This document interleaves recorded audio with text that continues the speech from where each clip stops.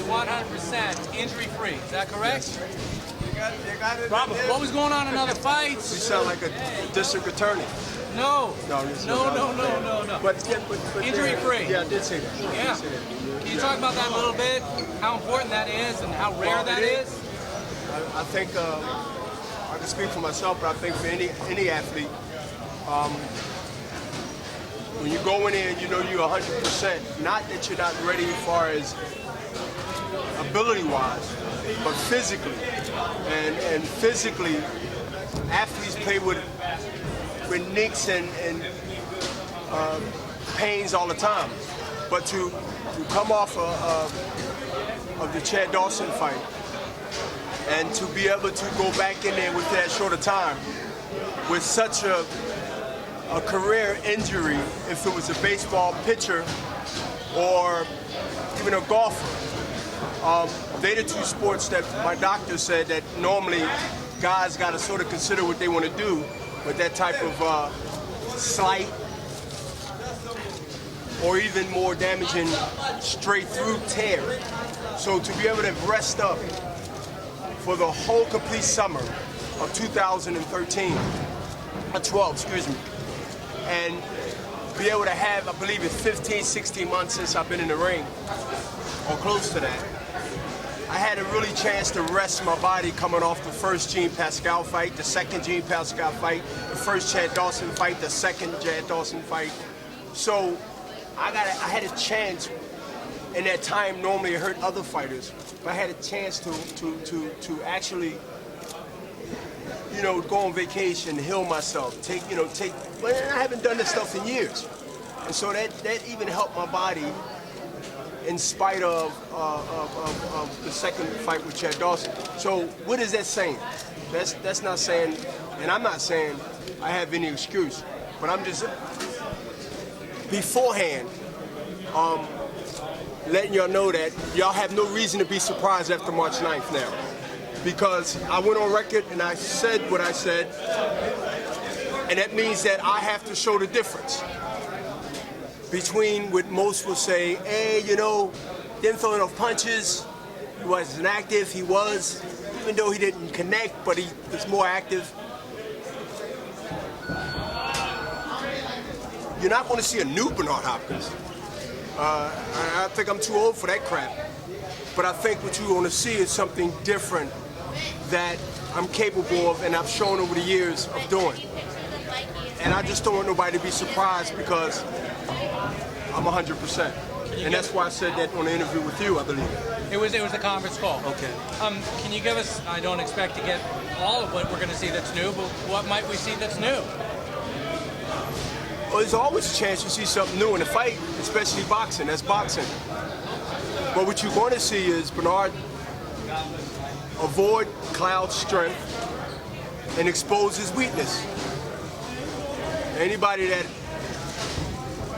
do a lot of reading, they'll know what book I got that from, but I really believe that. I really believe that. And that's what you'll see. You've done that before though, Bernard. So it's capable, I can do it many times. It's capable, I've done more than one time, but it's capable, I can do it again. But that's part of the strategy. To me, it's not fight first and then strategy. It's preparation, it's planning, the strategy, and then it's execution. And then it's execute. So all these three things, you can apply it to your life, you can apply it to the way you do things with yourself, and if you're an athlete like myself, you can apply it to when you're ready to go for a competition. And so that's what I take, and then to have the body, to have the substance, along with the thought, it makes it even dangerous for the opponent. To have the thought without having the body, without having the youthfulness that you need to have in this sport, that's when you say he's different. See, because to have that philosophy, if you want to call it that, it's not to me, it's reality to me, but to have that philosophy, and don't have the other part that works hand in hand with that thought, the body, the well-being, the strength, the experience of 25, 26 years. Now the teacher gets the chance to tell the student that you are bright. You are worthy of being further in the future. But let me show you through experience with the body, not just the experience, and my body is shot.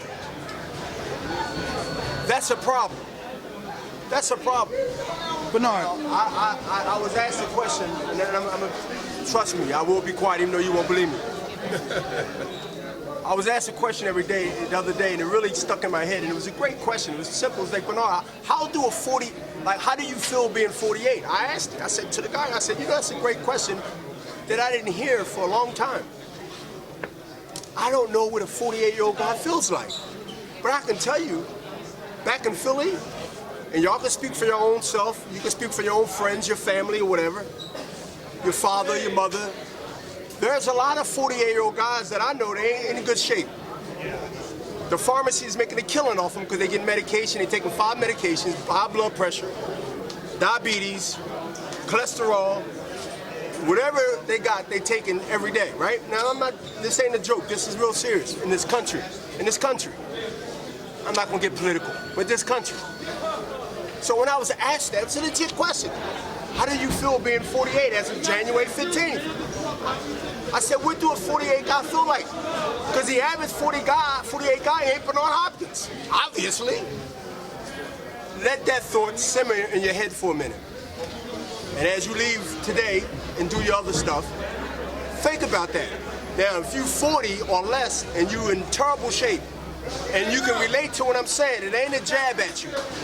It ain't mocking you. It's telling you that before you put your comments, just be careful outside of boxing that I'm not you and you're not me. I'm different and I'm clean. And so that's the thing. Lance Armstrong had all y'all food. I'm doing this off of nuts and bananas, right? That I don't grow, but I assume Whole Foods and Trader Joe's are really organic. So the focus should be not that you're taking on another young threat that's knocking everybody out, but you're 48 years old, close to 50, as the months trickle down in this year. And you'll see Lance Armstrong put the biggest wall over your eyes with over $400 million that y'all gave him. Not you personally, you know what I mean. And you got somebody amongst y'all who's doing this thing at a high level that's clean. And y'all want to talk about something else? That's the political part of Bernard Hopkins. And let's get to the boxing part of Bernard Hopkins. Why they don't do it. that's right. I'll let y'all figure it out. I already figured it out 10 years ago. Because I'm different. And when you're around ordinary people, not that it's a bad thing, because there's people in my family that's ordinary, even though I love them. You look different and you're strange to ordinary people. So I come to the conclusion that not only don't speak like a fighter, who got over 70 fights and been boxing over 2 decades, I keep saying I'm different. Yes, 2 Chainz, the rapper, said it too, but I said it again. That's what make me me, and that's what make you not me. That I'm different. And being different upon regular people or average folk, you are strange. When I came to that conclusion, you know what I said to myself? I forgive those who don't know. That's how I get over trying to explain and express and beat my head up against this beam that's part of holding this building up, because it's a never-ending tour. So as y'all recognize here that I'm different because of this media crowd, y'all wouldn't have came here for any other 40-year-old guy that's trying to make a payday or box. Y'all come in here, because y'all know that it's a possibility that I can pull it off. because a lot of y'all witnessed this. A lot of y'all been down this road before. And so, I said, again, I'm not cocky, but I'm confident, and confidence comes with work.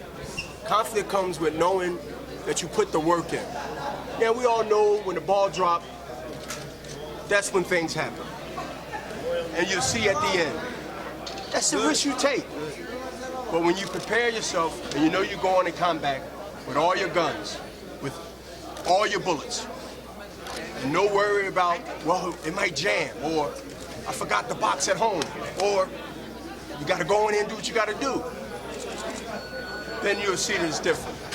So I don't want nobody to be surprised, because you ain't gonna see me jump up in the ring hollering, screaming. My corner's not gonna be hollering like we done something that we ain't supposed to, or we was excited to the point where we're surprised. You won't see no emotions of that sort. Of that sort coming from Bernard Hopkins' team. Not just me, my whole team that been with me over a decade. Nazim, 2 decades. No, right here. 1 second. No, right here. I can hear you. Do athletes who cheat make you angry? Do athletes who cheat make you angry?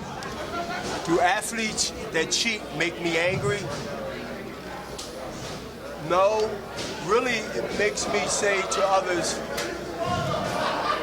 that you can do it if you just listen to Bernard Hopkins and watch the way I discipline myself since coming home from the penitentiary in 1988, never looked back, not only in health-wise. See, boxing was a thing for me, but the way to live came from my personal family, mother and father, as you wrote about many times and know about.